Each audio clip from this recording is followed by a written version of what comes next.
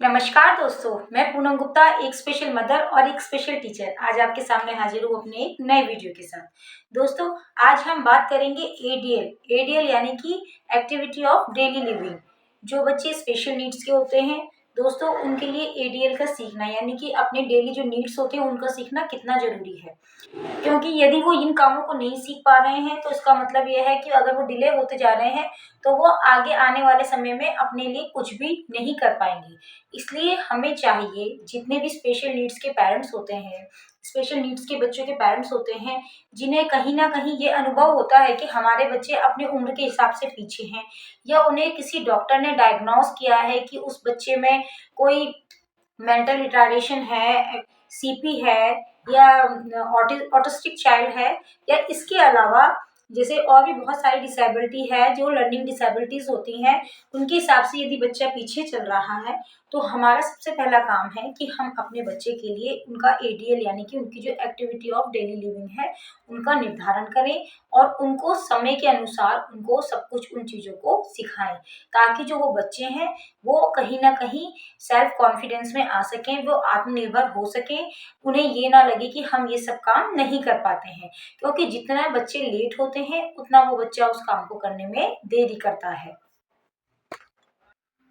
यदि बच्चा अपनी पॉटी क्लीनिंग नहीं कर रहा है, ब्रश नहीं कर रहा है, नहा नहीं पा रहा है, अपना खाना खुद नहीं खा रहा है, यानी कि खाना खाने से मतलब है अपनी रोटी को तोड़ के और खुद सब्जी में लगा के नहीं खा पा रहा है, या इसके अलावा जैसे कि अपने कपड़े पहनना है, अपने शूज पहनना है, अपनी सैंडल पहनना है, इन सब कामों को खुद नहीं कर पा रहा है समय से, तो हमें सबसे ज़्यादा ज़रूरी है कि इन बच्चों को सबसे पहले इन कामों को सिखाएं। क्योंकि जितनी ज़्यादा इन सब कामों को सिखाने में देरी होती है उतना वो बच्चा उस काम को नहीं सीख पाता है। एडीएल सिखाना क्यों जरूरी है इन बच्चों को? इससे बच्चा क्या होता है, आत्मनिर्भर बनता है। क्योंकि जो बच्चा है जब वो खुद उस काम को करना सीखता है तो उसमें कहीं ना कहीं एक प्रोत्साहन की भावना जागती है, वो उत्साहित होता है कि ये सब काम तो मैं खुद कर लेता हूँ। और उससे उसके बाद जो बच्चा है उसमें इसी वजह से आत्मविश्वास जागता है। इसके बाद उसका सोशल इंक्लूजन होता है, वो कहीं पर भी जाता है, जो पेरेंट्स संग में होते हैं उनको ये नहीं लगता है कि हम बच्चे को कैसे लेके जाएं, क्योंकि यदि वो अपने रोज के कामों को सीख रहा है, वो अपने कामों को कर पा रहा है, तो पेरेंट्स भी बहुत आसानी से अपने बच्चे को बाहर ले जा सकते हैं, उसे किसी भी स्थान पर ले जाकर कहीं पे भी उसको घुमा सकते हैं और किसी भी फंक्शन या प्रोग्राम में ले जाने में वो सक्षम हो सकते हैं। इसके अलावा बच्चे का जो लाइफस्टाइल है वो भी बहुत ज्यादा चेंज होता है, क्योंकि बच्चा जो है अपने काम खुद करता है तो वो खुद को संभालने के लायक हो जाता है। उस बच्चे को अगर इंस्ट्रक्शन दिए जाते हैं कि बेटा आप इस चीज को करो, तो वो उस काम को फटाफट कर लेता है। और यदि पेरेंट्स को ही उसी काम को करना होता है तो बहुत ज्यादा परेशानियां होती है, क्योंकि पेरेंट्स कई बार क्या होता है बच्चे पे ध्यान नहीं दे पाते हैं, वो अपने कामों में लगे रहते हैं, जिसकी वजह से क्या है कि बच्चा जो है गंदा ही घूम रहा है। और उसकी वजह से जो बच्चा बड़ा होता है, हो सकता है उसमें उस चीज की समझ हो कि मैं थोड़ा गंदा हूँ, लेकिन वो अपने आप को क्लीन ही नहीं कर पा रहा है, तो उसमें कहीं ना कहीं आत्मविश्वास की कमी होती है और वो कहीं इस चीज के चक्कर से और थोड़ा बहुत पीछे होने लगता है। हमें बच्चों की मदद कैसे करनी चाहिए? हमें बच्चों को सबसे पहले, अगर हमें ये लगता है कि बच्चे में कहीं ना कहीं कोई कमी है और वो अपने जो रोज के काम है उन्हें सीखने में उसे देरी कर रहा है, तो हमें उसके लिए बहुत ज्यादा हाइपर होने की जरूरत नहीं है। वो जिस गति से सीख रहा है हमें उसको उस काम को उसी की गति से सिखाना बहुत ज्यादा जरूरी है। बस हमारा फर्स्ट काम क्या होना चाहिए कि हमें उस बच्चे को उस काम को सिखाना है। इसके लिए जरूरी नहीं है कि उस काम को वो 2 दिन में ही सीखे, हो सकता है वो उस काम को 2 महीने में भी सीखेगा, लेकिन वो सीख जाएगा। क्योंकि जो अपने रोज के काम अगर बच्चे करने लगते हैं तो पेरेंट्स के काम भी कहीं ना कहीं हल्के होते हैं और पेरेंट्स भी इससे बहुत ज्यादा टेंशन फ्री हो जाते हैं, और बच्चा जो है वो सेल्फ कॉन्फिडेंस में आ जाता है, क्योंकि उसके बाद उसको लगता है ये सब काम तो रोज के हैं और उसको आसानी से करने लगता है। बस जरूरत है कि उनको धीमी गति से सिखाया जाए, जो उनकी अपनी गति है। इसके साथ साथ उनके अंदर रुचि जगाना बहुत ज्यादा जरूरी है। अगर बच्चा अपने आप ब्रश कर रहा है तो उसको इस चीज के लिए प्रोत्साहित करो, अगर वो खुद नहा पा रहा है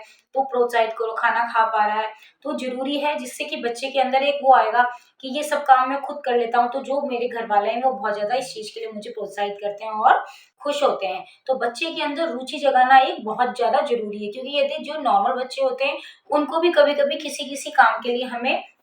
प्रोत्साहित करना पड़ता है, उन्हें कोई ना कोई इनाम देना पड़ता है, जिससे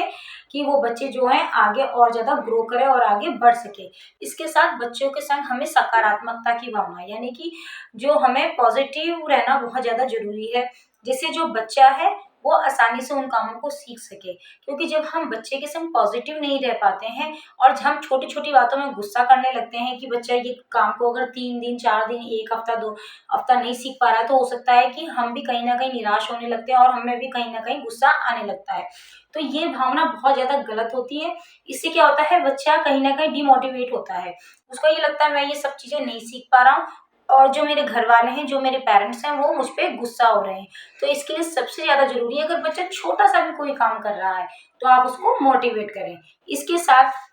बच्चों को पूरी तरीके से उनको पर्याप्त अवसर दें कि अगर वो बच्चा कहीं पे भी आपको लगता है कुछ कर सकता है, तो उसको ज़रूर उसके लिए आगे बढ़ाना ज़रूरी है। वो जितना हम उसको प्रोत्साहित करेंगे, उसको हम पुश करेंगे कि नहीं बेटा आप ये कर सकते हो, आपको आगे जाना ज़रूरी है, तो बच्चा जो है बहुत अच्छी तरीके से उस काम को करने के लिए सक्षम होता है। इन सब कामों के अलावा जब बच्चा इन सब चीज़ों को सीख रहा होता है, तो इसके साथ-साथ और क्या चीज़ें ज़रूरी हैं? इसके साथ-साथ सबसे ज़्यादा ज़रूरी है कि आप बच्चों को छोटे-छोटे कामों में और लगाएँ जो आपके घर के होते हैं। जैसे कि कहीं पे डस्टिंग करना है, किसी चीज़ के लिए कपड़ा मारना है, उनको छोटे-छोटे बर्तनों को धोना सिखाएँ। रोज़ के जो भी सामान हैं उनको सुव्यवस्थित तरीके से उनकी जगह पे रखना सिखाएँ। उनके जो अपने कपड़े हैं उनको तह बनाना सिखाएँ और उसके बाद उसको उनकी कबर्ड में लगाना। और जब बच्चे जैसे नहा के आ रहे हैं तो इनको खुद बोलो कि आप अपने कपड़े निकाल के लेके आओ, अपने शूज़ लेके आओ, अपनी सैंडल लाओ, अपने स्लीपर्स लाओ। इन सब चीज़ों से बच्चा क्या होता है, आत्मविश्वास की भावना उसके अंदर जागने लगती है और बच्चा इन कामों को फिर वो खुद ही करने लगता है बिना कुछ बोले, बिना कुछ कहे। उसे रोज़ की इन बातों का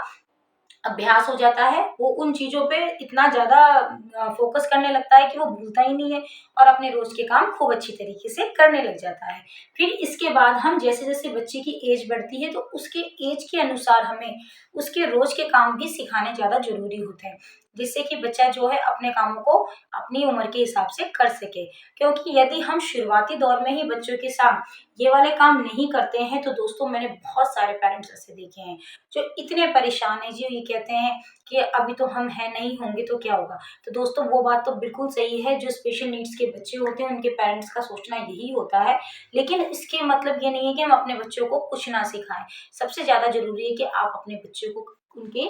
ज़रूरत के कामों को ज़रूर सिखाएं, जिससे कि बच्चा आगे बढ़ सके। एक पेरेंट्स मुझे ऐसे मिले थे कुछ समय पहले, जिनका बच्चा हाइपर था और वो शायद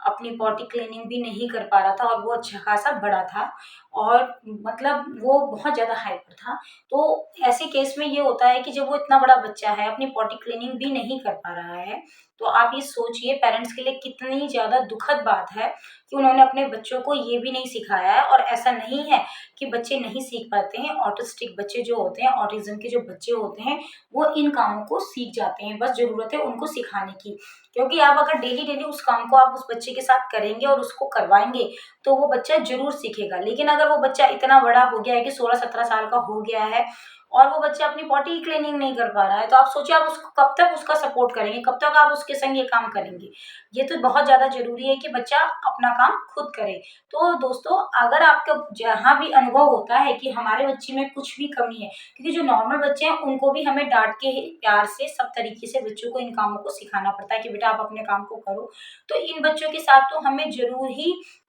कहीं न कहीं लगना पड़ता है कि ये बच्चे अपने कामों को सीखें। तो दोस्तों जो एडीएल है वो हमें इन बच्चों को एक फर्स्ट स्टेप है सिखाना, अगर इन बच्चों को हमें आगे बढ़ाना है, क्योंकि इन बच्चों के संग में हमें स्टेप बाय स्टेप ही आगे बढ़ना होता है। हम एक साथ इन्हें सारे कामों को नहीं सिखा सकते हैं। यदि आप शुरुआती दौर में बच्चा 1.5-2 साल का और आपको अनुभव है कि बच्चे में कमी है, बच्चा डायग्नोज़ हो चुका है, ऑटिस्टिक है या कोई और मेंटल रिटार्डेशन या किसी और कैटेगरी का बच्चा है, तो आपको ज़रूर चाहिए कि आप उसकी एज के अनुसार उस बच्चे को उस काम को करवाना शुरू करें। यदि आप उस काम को नहीं करवा पा रहे हैं, तो ये समझिए आगे जाके उस बच्चे का इस काम को करना कहीं न कहीं बहुत ज़्यादा मुश्किल हो जाता है।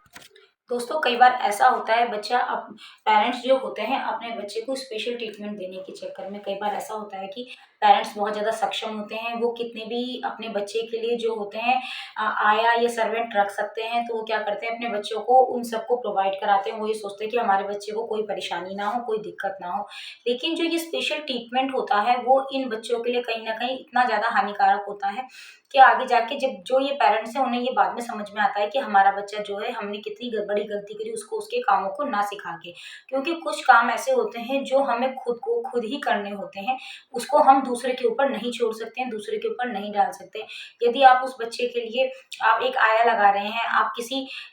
ऐसे इंसान को लगा रहे हैं जो उसके रोज के कामों को उसको करके दे रहा है, यदि बच्चा बिल्कुल करने में सक्षम नहीं है, यदि वो बच्चा बिल्कुल बेड पे है, वो बिल्कुल भी सक्षम नहीं है, तो एक अलग बात होती है। यदि आपको लगता है आपका बच्चा चल फिर सकता है, आपकी बातों को समझ रहा है थोड़ा-थोड़ा, तो आपको उन बच्चों को इन सब चीज़ों को सिखाना बहुत ज़्यादा ज़रूरी है। क्योंकि ये बच्चे जो हैं सब कुछ सीख सकते हैं और कर भी सकते हैं, बस ज़रूरत है आपकी जागरूकता की। आप जितना ज़्यादा बच्चों को स्पेशल ट्रीटमेंट देंगे, जितना ज़्यादा उनको ये जताएँगे कि नहीं-नहीं हम करेंगे या आपको करने की ज़रूरत नहीं है, तो आप ये सोचिए कि आने वाला समय उन बच्चों के लिए कहीं न कहीं बहुत ज़्यादा घातक होगा, क्योंकि वो जितने बड़े होंगे वो अपने कामों को नहीं करेंगे, हाइपर होंगे, कोई उनसे थोड़ा ज़बरदस्ती करेगा तो वो हाइपर होंगे तो वो किसी दूसरे इंसान को मारेंगे, अपने पेरेंट्स को मारेंगे और किसी को मारना ही सबसे ज़्यादा खतरनाक हो जाता है, फिर उसके संग में कोई भी रहना पसंद नहीं करता है। तो दोस्तों ऐसे समय पे बहुत ज़्यादा ज़रूरी है कि आप अपने बच्चे को आत्मनिर्भर बनाएँ, उनके अंदर आत्मसम्मान की भावनाओं को जगाएँ, उनको प्रोत्साहित करें, उन्हें आगे बढ़ाएँ और उन्हें सबसे उनके शुरुआती दौर के काम, उनका फर्स्ट स्टेप उनको एडीएल ज़रूर सिखाएँ। यानी कि उनकी एक्टिविटी ऑफ डेली जो लिविंग है उनको ज़रूर आप सिखाएँ। तो दोस्तों अगर आपको मेरी इस तरह की वीडियो अच्छे लगते हैं और आपको लगता है कि मेरी बातों से आपको कहीं न कहीं कुछ मिलता है, कुछ सीखने को मिलता है, तो दोस्तों मेरी वीडियो को लाइक कीजिए, सब्सक्राइब कीजिए और शेयर कीजिए और साथ ही साथ में कमेंट कीजिए। नमस्कार।